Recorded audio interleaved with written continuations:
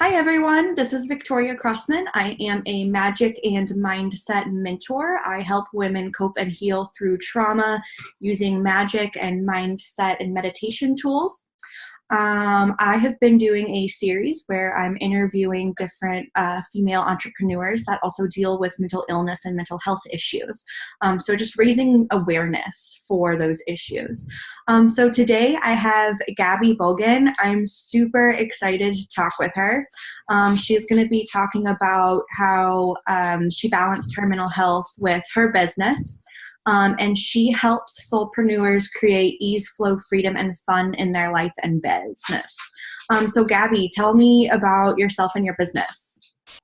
Yeah, and I just want to say thank you so much for having me. I'm really excited to be here today. So I am what I refer to as a time mentor. And basically what I do is help soulpreneurs in healing their relationship with time so they can create the feeling of having more of it, because obviously time is a limited commodity, so it's not something we can actually create more of, but I think creating the feeling of having more time can then allow you to live more intentionally based on the values that you want to live out every day. Mm-hmm. Yeah, absolutely. And I can definitely see how that's really important with people that deal with mental health, because like carving that time out for self-care is so important. Absolutely, 100%. And I think that is a lot of what my work is based around, is making sure that you're really living from a place of taking care of you, because if you don't take care of you, then you're kind of not able to take care of other people or service people in the way that you want to. Yeah, absolutely. So I know you recently had a son. How old is he? He's 19 months now. 19 months. Oh, so he's almost 2. Yeah, it's crazy. I'm a mom. Right? Did you like see yourself being a mom? Not really. It was definitely an unexpected pregnancy, Mm-hmm. to say the least. Yeah, I can absolutely relate with that. That's my son. He'll be 6 next month. And so yeah, it's the same situation where it was unplanned, but I definitely like wouldn't do anything differently. Yeah. I can't imagine my life without Patrick now, but there were times in the beginning where it was pretty difficult. Yeah, for sure. I know for me personally, like I experienced a lot of resentment. Yeah, I absolutely felt that, as well as many other emotions. Yeah. So I know that you and I have talked a little bit about how you started your business before your son, and you dealt with postpartum depression after having him, right? Yes. Mm-hmm. So tell me a little bit about that. What was that like? It was really, really difficult because there was a lot of things. Basically, the last few years of my life, even before Patrick, have been kind of just a whirlwind of change, which I love change, so that's not the problem. But sometimes when there's multiple changes happening at once, it is hard to process everything at the same time. And what happened for me was I had Patrick, and then 3 months later, I was moving cross country for the second time in a year. And I think those two things happening so close together really just, I don't know, I kind of just became very anxious, all the time, and forgetful. And everyone talks about mommy brain or whatever, but for me, it was really, really bad. I would go to the grocery store and forget where things were. And it was the same store that I went to every single week. My mind just always felt like it was in a fog. And that made it really hard to do business because I just didn't even want to do anything. I didn't want to be present in my business. But then at the same time, I'm like, well, I have to make money, so I have to be present in my business. It was just this constant feelings of guilt and anxiety and forgetfulness. It makes me anxious to talk about. I'm sorry. No, it's okay. It's good to get out, especially for other people that make mistakes. Yeah, absolutely. So going through the thick of it and trying to run your business, like how did that physically affect your business? Because obviously like there's everything going on in our head, but then there's like what's actually happening in reality. So what was that like?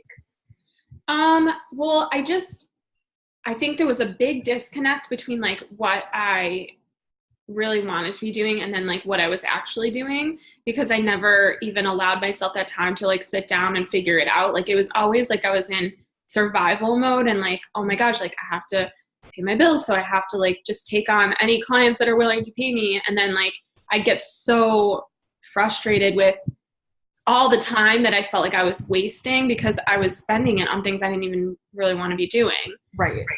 So it was just this constant pattern that I'm honestly just now coming out of. And I mean, what would happen is, and at the time I was working more in like my virtual assisting business. And what would happen is I would take on clients that weren't in alignment and work for them for a couple months and everything was fine. But then it would just all come to a head and I'd be like, oh my gosh, like, why am I doing this? This is not what I want to be doing.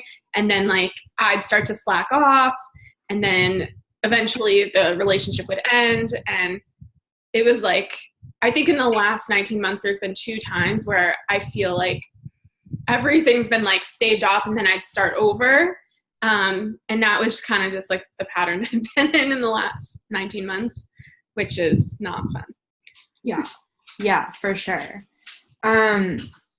With the postpartum depression, did you have any like knowing that that could happen? Like, did you know about postpartum depression before you got pregnant?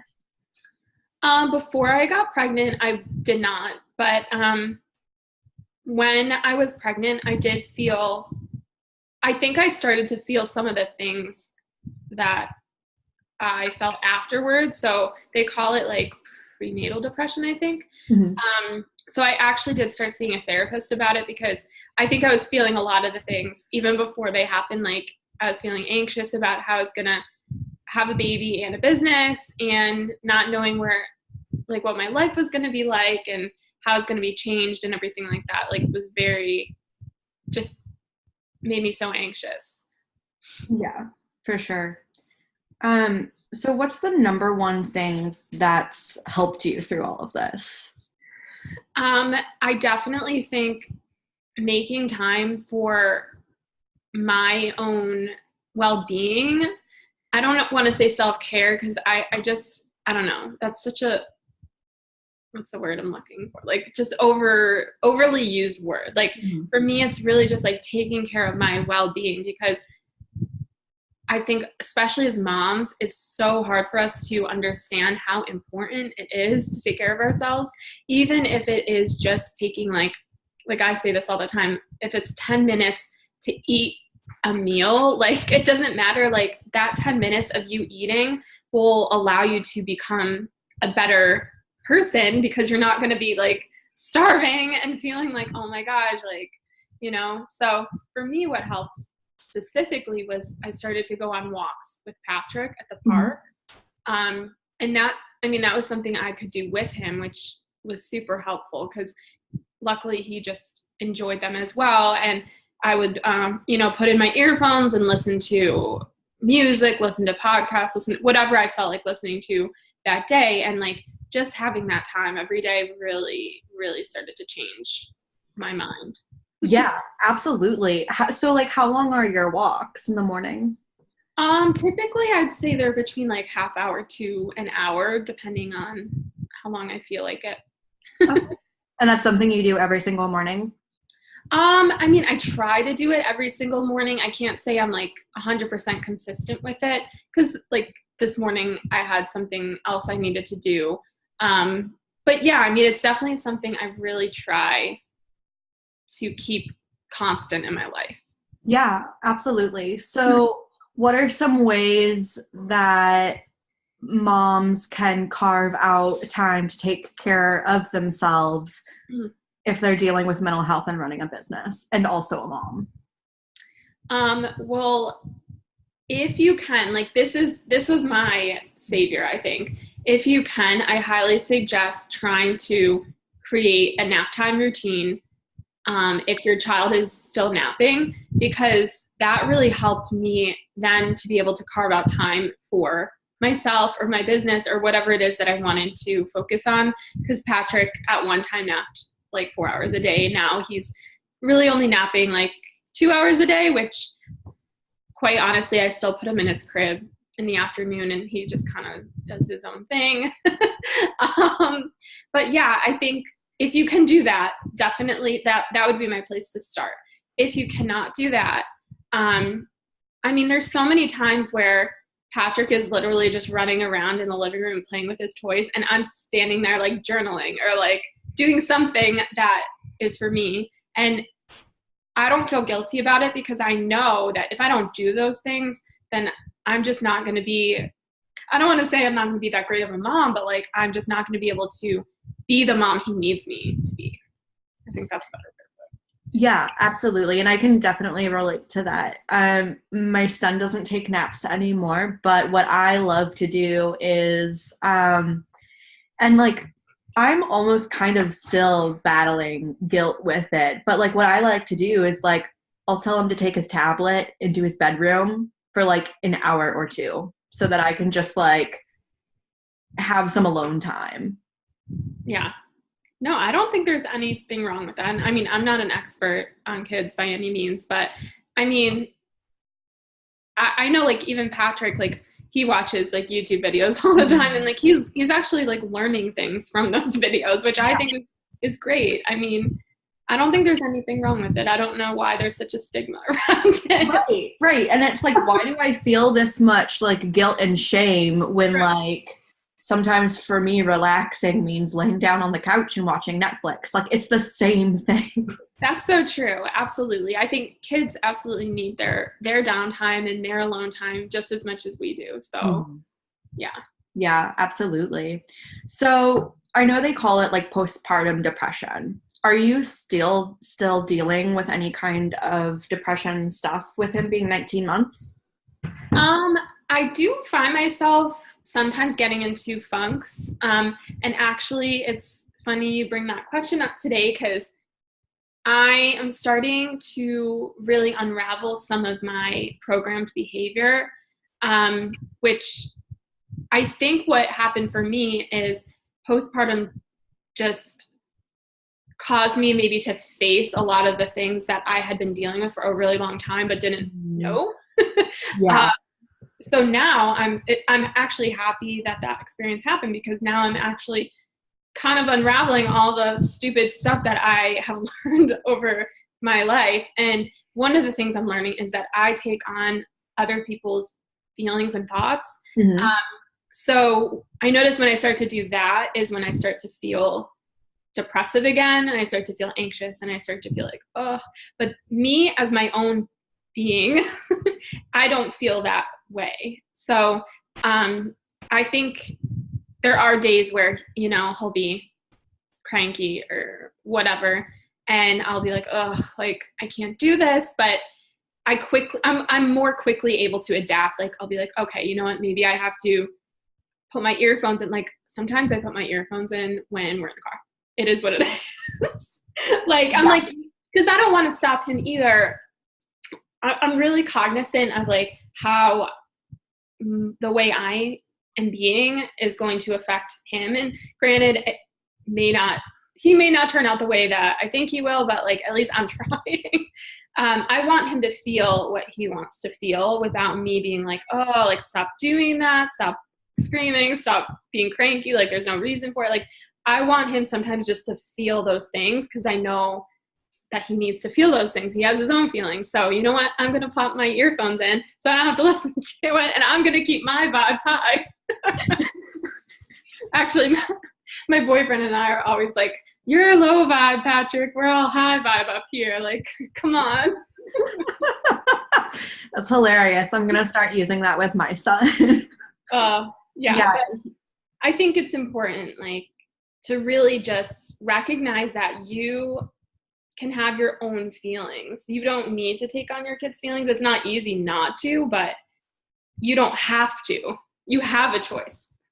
Yeah, absolutely. Absolutely. We've been, my wife and I have been dealing with our son where like he has major like anger explosive episodes. Mm-hmm. And it's so hard not to take that on because like we can tell him to go to his room to calm down, Mm-hmm. but he's still flailing himself around and, you know, destroying his room and whatnot. Right. Like that's definitely difficult to not take that on. How did you learn like how to start doing that? I mean, obviously it's not all the time, but like it's progress. So like how did you start doing that?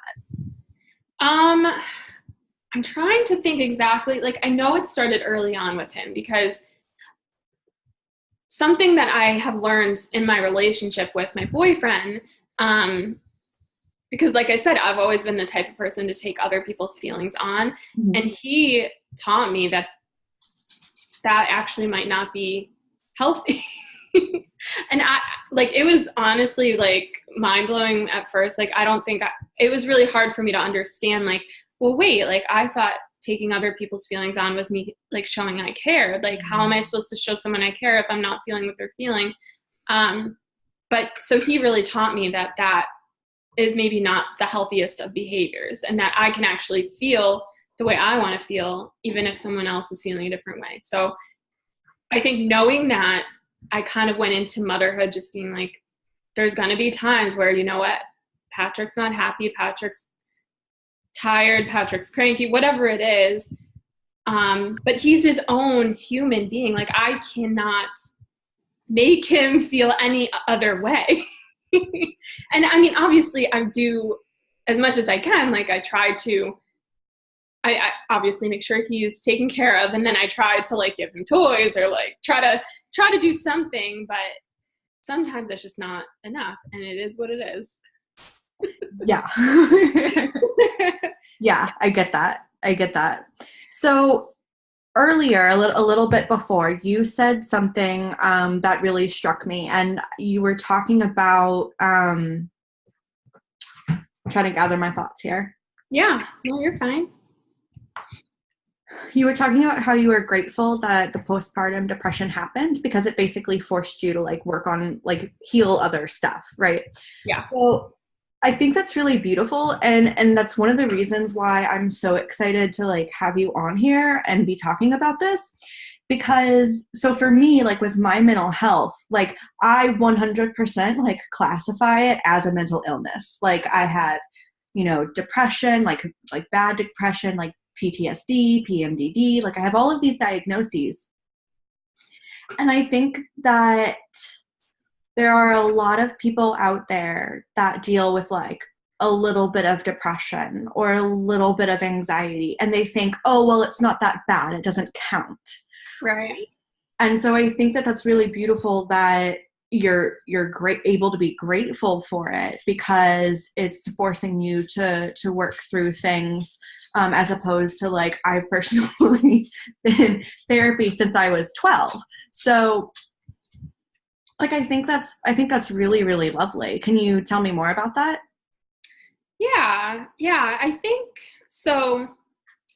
For me, it took a while to actually admit, like, wait, this might actually be postpartum depression or anxiety or whatever. Like, I've always been the kind of person that's like, even if I'm feeling something, like I didn't want to put a label to it, because to me, once I put a label to it, that just gave me permission to use that as a scapegoat almost. And I've done that in the past. Like I had some addiction issues that again were kind of like maybe not like I didn't have a full blown addiction where I was like, you know, whatever, selling myself for my drugs or whatever. But it was an addiction nonetheless, but I didn't allow myself, like you said, some people deal with a little bit of this, a little bit of that, and they don't want to admit that maybe it is a real thing. And I think that's kind of where I was at with PPD at first. Mm-hmm. I think that did help in a way though, because like on one hand, I knew it was getting really bad, and that kind of catapulted me into getting help for it. But on the other hand, kind of viewing it in that light allowed me to be, I think, a little bit more proactive about how I choose to treat it, instead of just like staying in that victim mode. Like, I didn't want to stay there. I wanted to get out of that, because I knew if I stayed in that, then I would not get better. And it's really hard. It's hard to get out of that, though, when you're feeling so happy every day. But yeah, I don't know if that really answers your question, but that's just what came up for me. No, it absolutely answered it. Thank you. So if you could tell someone, if you could only tell them one thing, while they're experiencing postpartum depression, what would that be? That's a great question. I would tell them just to think of one thing that makes you feel good. That it doesn't even have to be an extravagant thing, just anything that makes you feel good. Try to do that one thing every day, even if it's just washing your face, or, like I said, having a meal. Anything, because I think once you start to do that one thing every day, it's going to make a difference. And you might not notice it right away, but it will eventually if you keep doing that thing. Yeah, absolutely. And so do you ever deal with like trying to focus on work in the middle of like a depressive episode? I would say that I actually am the opposite. I probably try to, like, I don't want to say like I completely like shut down or anything, but I do like to kind of distance myself from anything that might be triggering. And I think especially like our work is sometimes triggering, and it's easy for us to take on other people's energies. So if I'm feeling that way, I like to really just focus on what can I do for myself right now to make myself feel good and to feel better, even if it's sleeping. Yeah, I love naps. Me too. Yeah.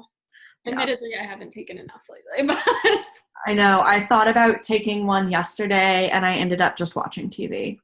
Yeah, I know how that. Oh. Well, thank you so much, Gabby. I really, really appreciate you being vulnerable and talking about all of this. What is your URL so people can find you online? So I actually can be found at two different ones. I go to the same site, but I'll give them both, whichever is more memorable for you. It's either Gabby Bogan, GabbyBogan.com, or you can find me at The Balanced Soulpreneur. That's SOULpreneur.com. Whichever one you want to leave. Got it. Awesome. Okay. Well, I'm so excited that you talked to me, and I really hope that this resonated with people. So I really appreciate your time, and thank you again, Gabby. Oh, thank you. Thank you so much. Absolutely. Have a good rest of your day, okay? You too. Bye.